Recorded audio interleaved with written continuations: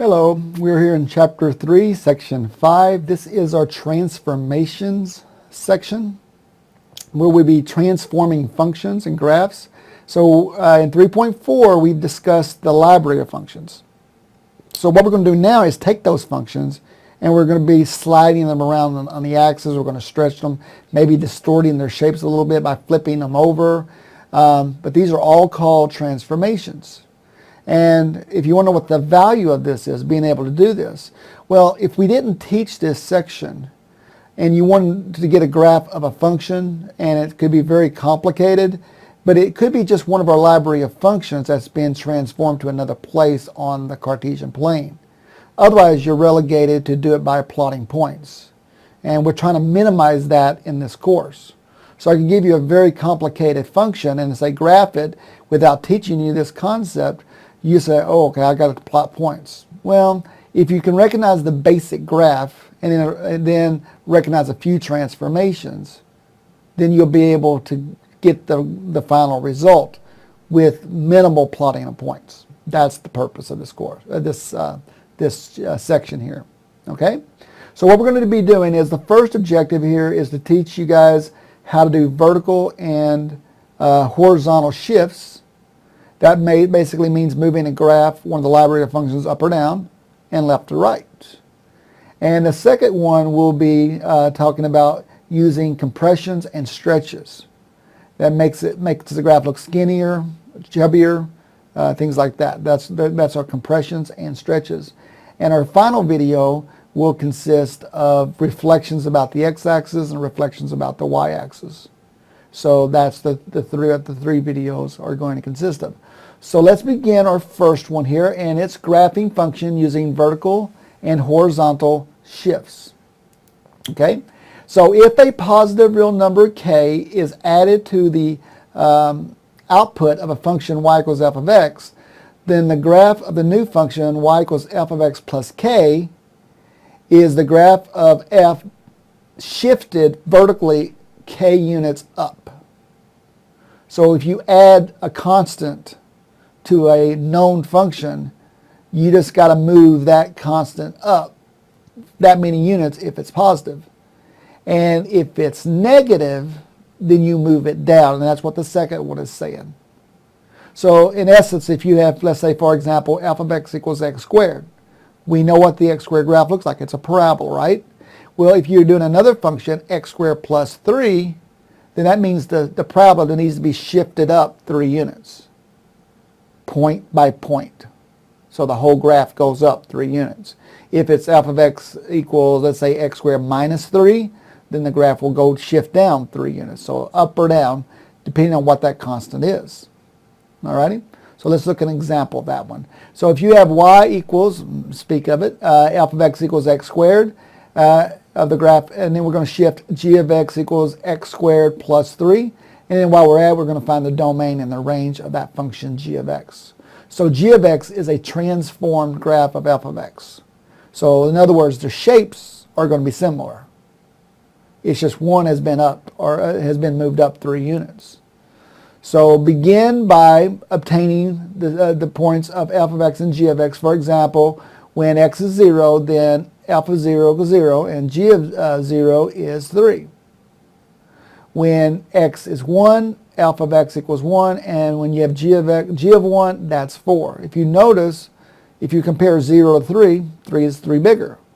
If f of 1 compared to g of 1, 1 was 1 and the other one was 4, 3 bigger.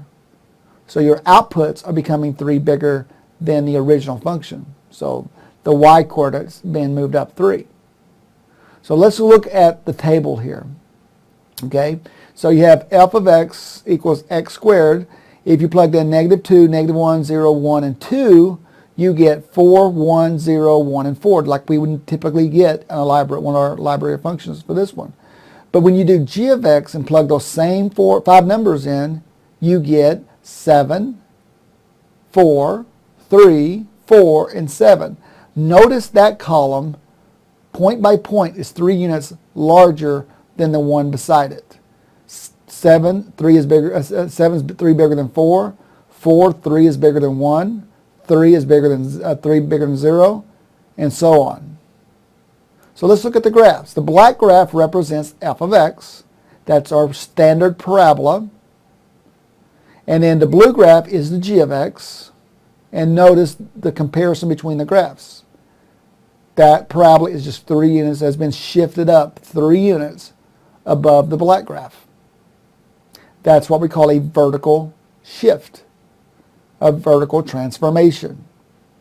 Now you can imagine what it would be if it was g of x equals x squared minus 3.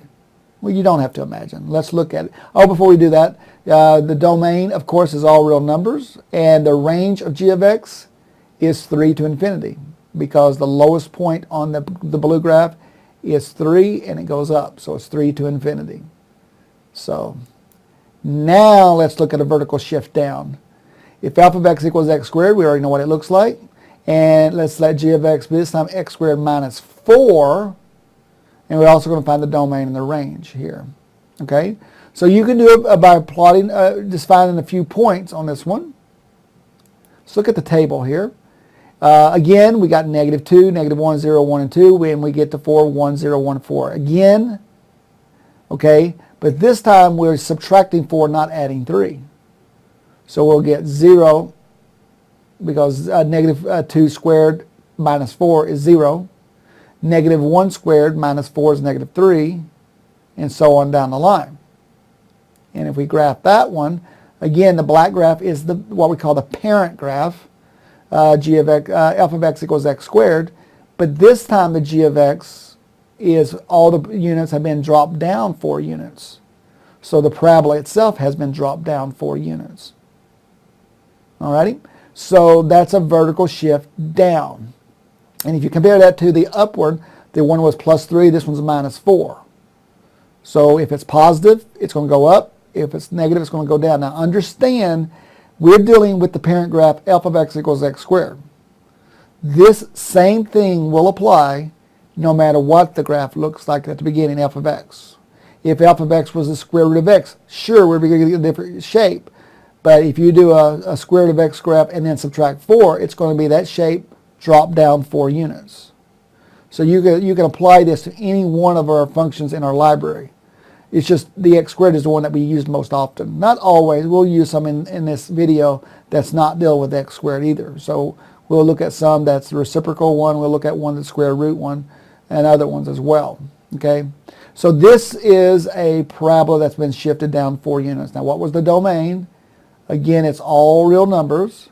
But what's the range this time? They're telling me it's negative 4 to infinity. Do you see why?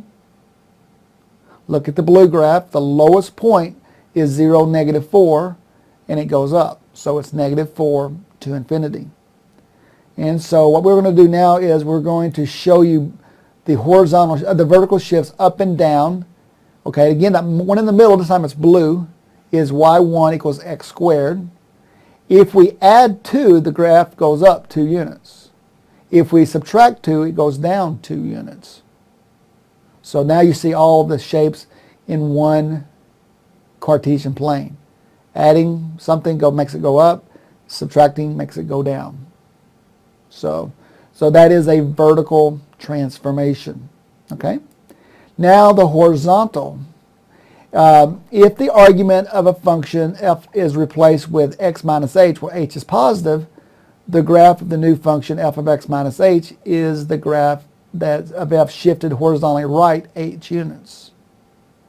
If the argument x of function is replaced with x plus h, with h being positive, the graph will go to the left 8 units. So it's kind of opposite of what you think you might see it there.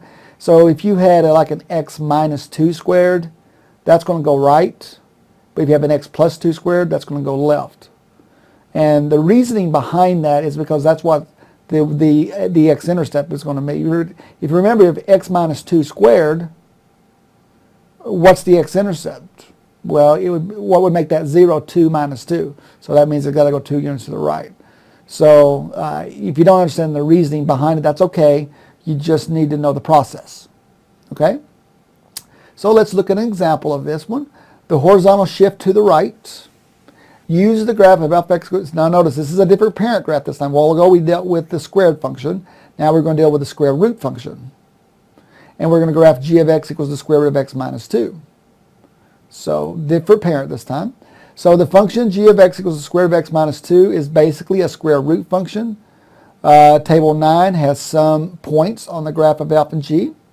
So note that when alpha of x equals 0, then x equals 0. And when g of x equals 0, then x has to be 2. See, that's what I was just saying. So in order for the parent function to be 0, it's 0. But in order for the transform graph to be 0, x has to be 2 in this case. That's to the right. That's why if you see g of x equals x minus 2, square root of x minus 2, to make that 0, you've got to put 2 in for the x. That made it go to the right. So, all right. And then it says also when alpha of x equals 2, then x equals 4. When g of x is 2, then x would have to be 6. So you're going from 2 to 6 to get that same output of 2. So that's so you had to get from you get to x equals g of x equals 2. You had to go from x equals 4 to x equals 6. That's 2 units to the right. So every point has to go 2 units to the right.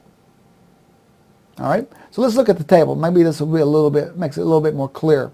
So if you have alpha of x equals the square root of x, if x equals 0, output is 0, 1 to 1, 4, 2, 9, 3, right?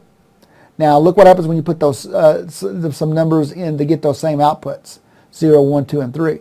You have to put 2 in to get the square root of 2 minus 2 is 0. Now put 3 in, 3 minus 2 is 1, square root of 1 is 1.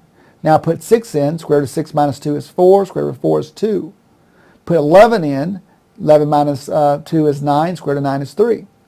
But look at the x column on the f of x and look at the x column on the g of x. Every one of the x coordinates on the g of x is 2 bigger than the respective x coordinates on the function f of x. That's another indication that it's going 2 units to the right. So let's look at the graph. So f of x is the black graph. It's 0, 0, 4, 2, 9, 3, and so on, those points. Now look at the blue graph. That's g of x. It's 2, 0, 3, 1, okay, 6, 2, and so on, okay, and 11, 3, and so on. So those graphs are 2 units. Every one of the points horizontally is 2 units to the right of the black graph, okay. So that's a horizontal shift to the right. All righty? So that's when you have the square root of x minus 2. Now, same thing if you had a square graph. If you have f of x equals x squared, what would make it go to the right? 2 units. Yep, it's f of x equals x minus 2 quantity squared. F of x equals quantity x minus 2 squared. That would make the parabola go 2 units to the right. What would make it go to the left? The f of x equals the square root of x plus 2 quantity squared. So what would make this square root go 2 units to the left? It would be the square root of x plus 2. That would make it go 2 units to the left. I'm sure we'll be talking about that as well. Now, but what is the domain and the range of this blue function, this g of x function? Well, the domain looks like it starts at 2 and it goes to infinity. So it's 2 to infinity. What's the range? The range is the y-coordinates. So the range starts, the lowest point it has is 0, and it goes continuous up. So the domain of g of x is 2 to infinity, starting at 2, has a bracket. And the range is 0 to infinity, has a bracket because it includes the point 2, 0. All right? So we did a horizontal shift to the right, so it only stands to reason. We're going to do a horizontal shift to the left. So we're going to use that same graph, f of x equals the square root of x, to obtain the function g of x. This time it's the square root of x plus 4. So find the domain and the range again. So the function g of x equals the square root of x plus 4 is basically a square root function. Its graph is the same as the function f of x, except that is shifted horizontally 4 units to the left. So let's look at the picture of this without the table. So the black graph is 0, 0, 4, 2, and so on. So that's what we're trying to do. We're trying to wean ourselves away from plotting points. And that table is plotting points. Okay? So we don't really want to plot the points. So we want to memorize the basic function, the square root of x from 3.4 stuff. So that's that black graph. And then we're going to take that graph and take the square root of x plus 4, and we're going to shift it 4 units to the left. So you take key points on your graph and move them 4 units to the left. And that gives us the blue graph. All right? So what is the domain and the range? The domain is -4 to infinity, because that's the starting point on the x. And what's the range? That's 0 to infinity, because that's the starting point for the y's. All right? And let's do a little bit of a connection of horizontal shifts to the right and to the left on the same picture. So again, the bluish purple is the square function. So y1 equals x squared. Then the red graph is shifted to the right 3 units. Notice what I have. It's x minus 3 quantity squared. And if I want to go 2 units to the left, it's x plus 2 quantity squared. So we've now learned how to go up, down, left, and right. Okay? So that's the idea here. Now this one is going to go both. Okay? We're going to go left 3 and down 5. Because of the absolute value of x plus 3, that makes it go 3 to the left. The minus 5 is a vertical shift. Because it's minus 5 though, it'll go down. And again, we're going to find the domain and the range of the function. So in essence, we're doing a vertical shift and a horizontal shift at the same time. So we graph the function. We first note that the function f of x is basically an absolute value function. Now, right now, if you're not thinking, okay, what does the absolute value function look like?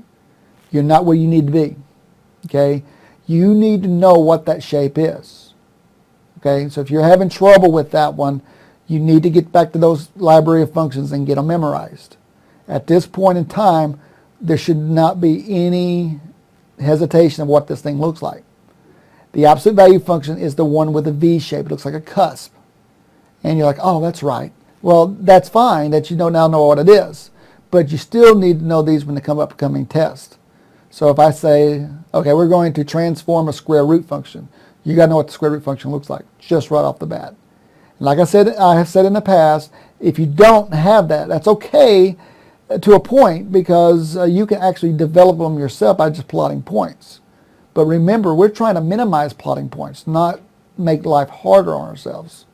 Okay? So the quicker you get these things memorized, the better. Okay? So this one's going to be a V, okay? The one with a cusp that comes to a corner. And the x plus 3 is going to make it do a horizontal shift to the left, and then we're going to shift it down 5 units. Okay, so we're going to see the stages here. So you got the first stage is the absolute value function, the one with a cusp. That's what it looks like, and they gave you a couple of key points, actually 3 key points, and then we take those 3 points and we're going to move them 3 units to the left. So 0, 0 goes to -3, 0.